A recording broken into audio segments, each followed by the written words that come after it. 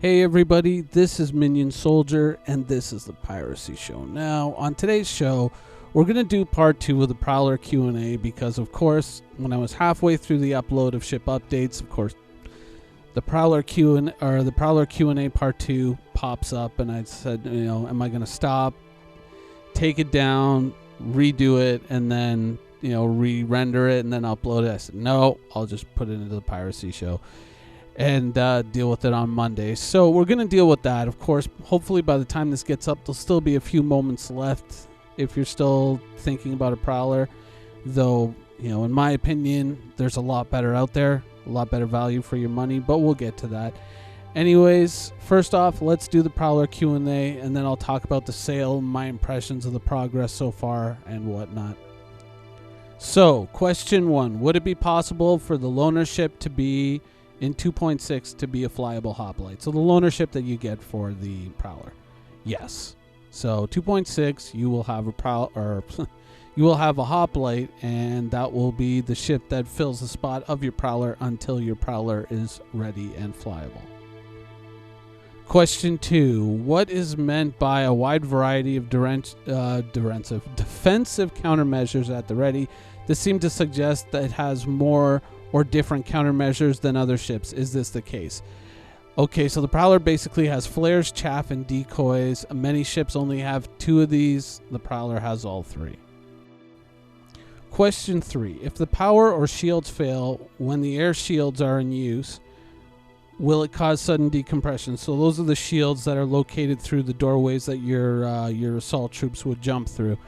The answer is yes. Losing those shields will cause an explosive decompression. Question 4. Does the Prowler have a bed/toilet?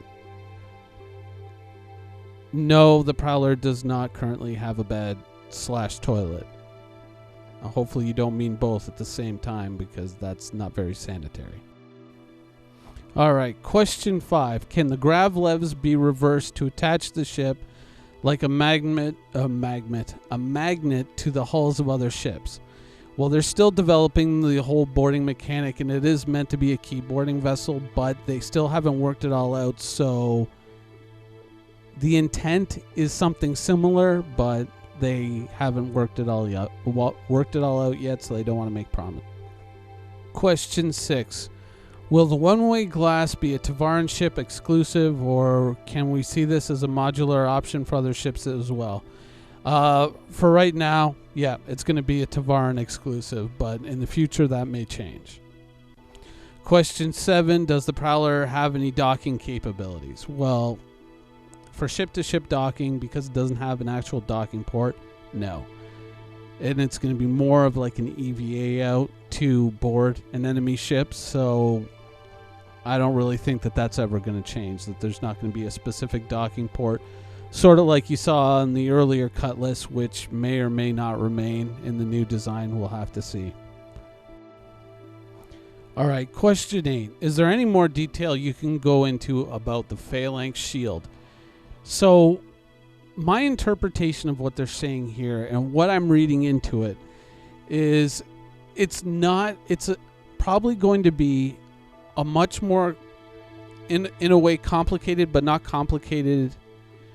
You know what? Complicated is the wrong word. Sophisticated idea of, if any of you played the old, for me, it would be, because I never played the original Wing Commanders until, tragically, or as some people might think, until Privateer. But from what I remember way back in the day, when I used to play X-Wing and TIE Fighter, TIE Fighter and the ships that had shields, you could switch your shields on double front or double rear. And so what I think they're going for with this phalanx shield is they're actually going to make a shielding system where you can actually turn all your shields to one facing, wherever that facing is, so you can better intercept the damage coming from one direction. So if you're in a dogfight with another ship, you can actually double down on your shields so long as they're facing the direction that player is attacking you from, or that NPC.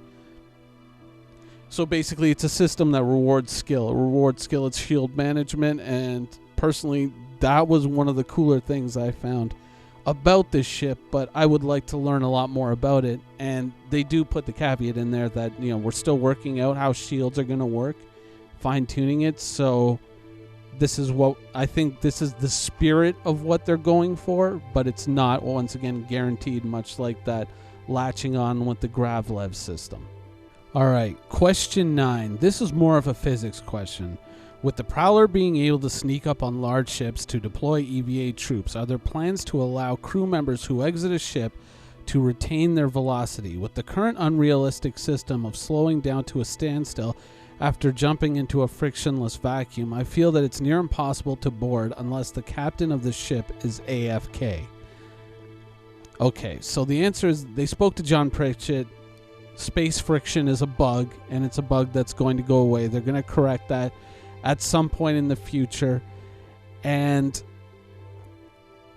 that doesn't really mean that it's going to be easy to kind of like fly up on somebody and just kind of kick your boarders out into space and just kind of project them along a path so that they intercept another ship that's moving at the right time and place to actually land on that ship and then get into it. So there's going to be a lot of complicated factors there, and it doesn't seem like they're saying quite that you can do that.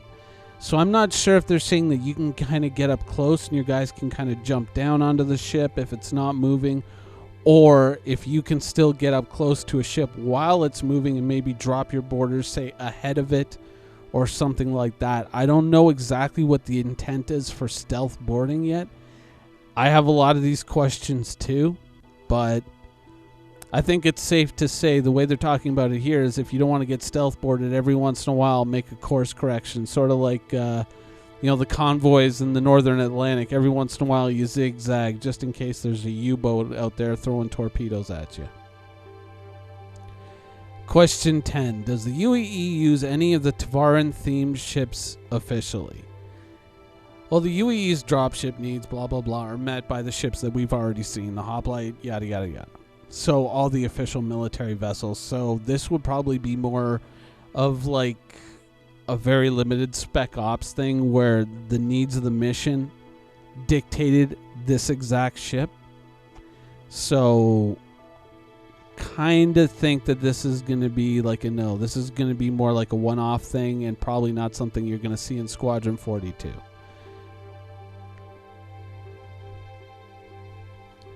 So overall, my opinion of the Prowler remains the same. If you're willing to spend $425, let's say, on this ship through the sale, I think there are far better opportunities. And of course, those opportunities will open up in bits and pieces throughout the year. Certain ships will become available. I think that there are better opportunities out there in the ships that are available and the ships that are going to be for sale. And I think that just honestly having at the very core of your fleet a solid moneymaker with LTI is going to be far more valuable in the end than having a Prowler. And I mean, if you have a solid moneymaker, if you have all of that on lockdown already, then, buy whatever tickles your fancy. If this ship is it, then by all means. But I'm more of a pragmatist, so a ship like this is something that I'll pick up down the road. I mean, I'm not ruling it out. I might pick it up when it's in game, but now, no. I think there are more productive places to spend your money, even in the combat arena, than this ship. So, in the end, you got to do whatever you feel is right because it's your money. It's not my money to spend. So, but that's my feelings on it. All right, moving on, we'll talk about the sale and what are my overall impressions, having seen the anniversary live stream, all that stuff in its entirety now. What do I think? Now, of course, Star Marine raised a lot of mixed feelings, let's say. People calling it Call of Duty, and the truth is, it wasn't even that. It wasn't even Call of Duty. It was very basic. It was, a lot of the things, the medic stuff wasn't there. A lot of the more complicated gameplay features that we were looking for were not there yet. But, I mean, since this is their first incarnation of it, this is their first time bringing it out, of course it's going to be basic. Of course it's going to be, they're going to go and say, let's just get in there with the walking and the running and the shooting.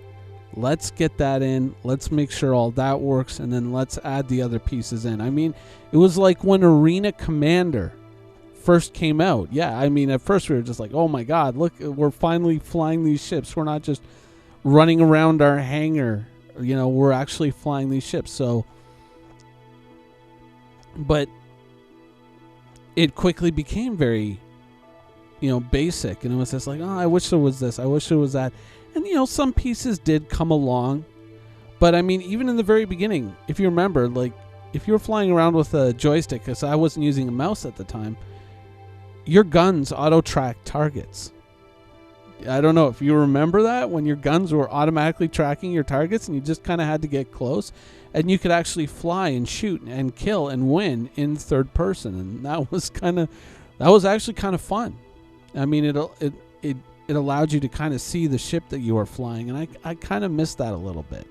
Is being able to see, all this work that goes into making the spaceships, and then you're just stuck looking at them from inside the cockpit sometimes is, kind of a downer. But yeah, Star Marine being in the condition it's in didn't really shock me and didn't really depress me in any way. I was just like, of course it's going to be basic. Of course it's just going to be running around and shooting.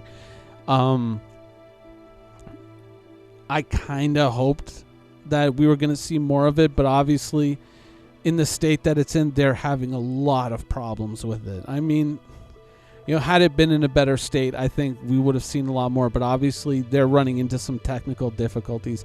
I don't think it's anything that you can hang on any one person and say, it's this guy's fault,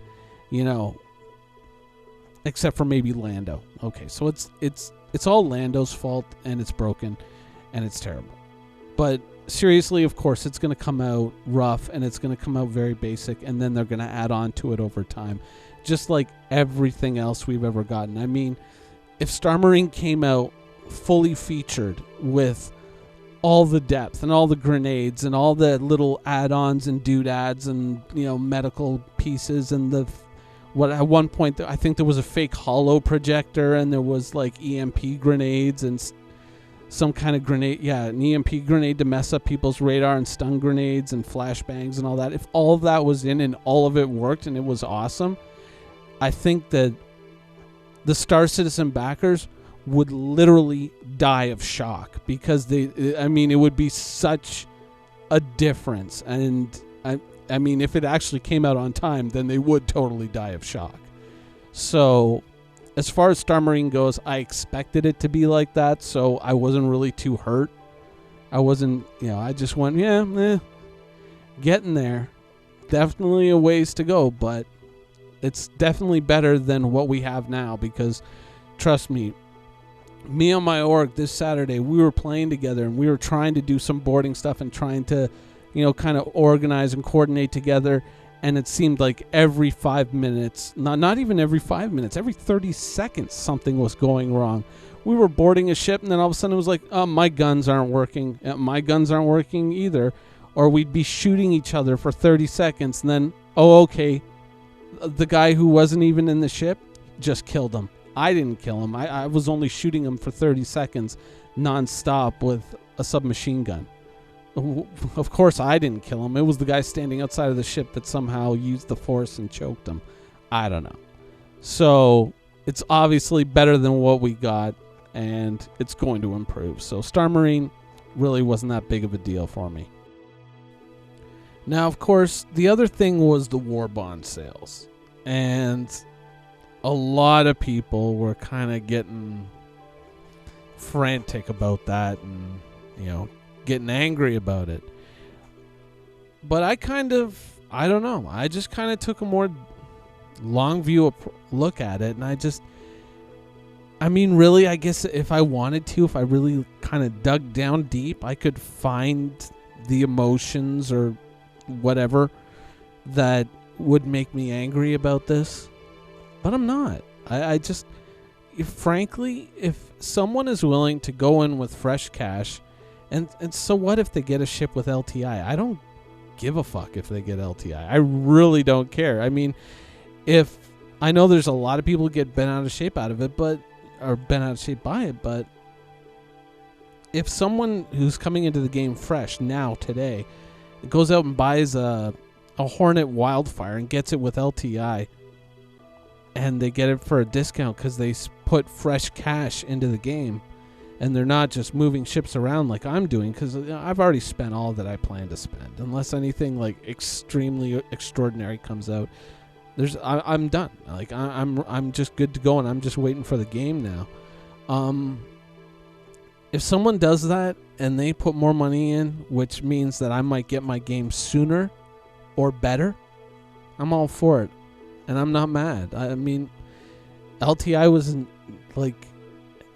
LTI is something that I look at as something that'll mitigate maintenance of your ship down the road, or at the very least it means that no matter what happens in the universe, no matter how much you get beat up, or no matter how many things go wrong, you will always have this ship. This ship will always come back to you, and you can use that as a foundation to build forward no matter what happens. So, I mean, honestly, I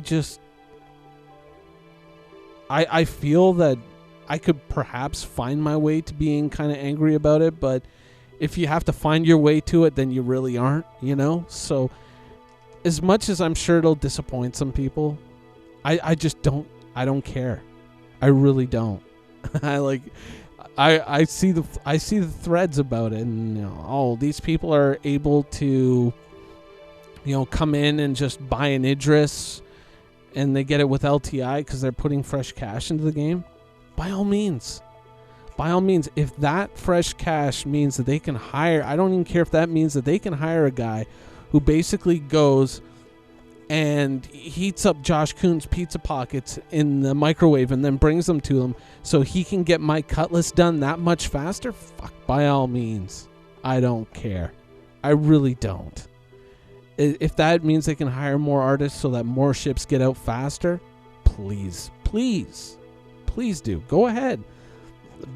Put a friggin' Warbond version of the Hornet up 365 24/7. I wouldn't care. It wouldn't affect me in the least, because it just means that hopefully I'm going to get my game sooner and better. So, I'm sorry. That's my feelings on that.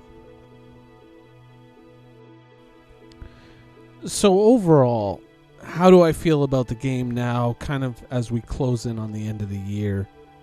I'm still hopeful about it. I still think that there's a whole lot with Star Citizen that's going right. I mean, the stuff that's coming out of, Germany, obviously, with these I was going to say persistent planets, but with these procedural planets, and some of the ships coming out of the UK and some of the ships coming out of the States, definitely there's a lot of cool ships coming up, hopefully soon, but realistically, we don't know. I think that opening up the production schedule and sharing that with players was a real step in the right direction. I think that was a smart move, and hopefully there's more of that in the future. It's been it's definitely been a difficult year as well. It's been challenging. I think that the loss of 10 for the chairman was horrible. I think that 10 for anyone to talk to. I mean, whether it be some of the animators, whether it be some of the ship designers, whether it was Chris Roberts, or whether it was the producers. I think the loss of that show was a catastrophic mistake. I think that more than anything was something that I would have, had I been there in that room when someone suggested it, if I were in the position to shut that down, I would have been like, get out of my office. No, we are not doing that. The change in the format of Reverse the Verse, I think, also was a loss. I think it was a mistake. But realistically, I think Wingman's Hangar was the best that it ever got in that very first iteration of, sort of that live interaction with CIG on a regular basis. But I think with Reverse the Verse, it was more a fear of, every time we say something, there's guys out there like INN or myself or whatnot who kind of remember these things and kind of record them and write them down, and then who can come to us 6 months, a year, 2 years down the road and say, hey, what happened with this? Because why isn't this done yet? Or you said you were working on this, but now you say, oh, we actually never did that. I think that it was kind of that, and, just the incessant, well, tell us about the Banu Merchantman. And it's like, well, the Banu Merchantman is the same as it was last week. Nothing's happened. And I think it was that kind of dragged that show down. But I think that overall, taking that show away was kind of a huge misstep. And we're not taking it away, but changing it into a more, this is what we're talking about, and these are the questions that we're taking. That format, I think overall it was a loss. But I think that the game is starting to accelerate. I think things are moving in the right direction, and my only real concerns are more ship concerns than anything else, things like weapon placement. But overall, I think we are headed in the right direction. Quantum travel initiated.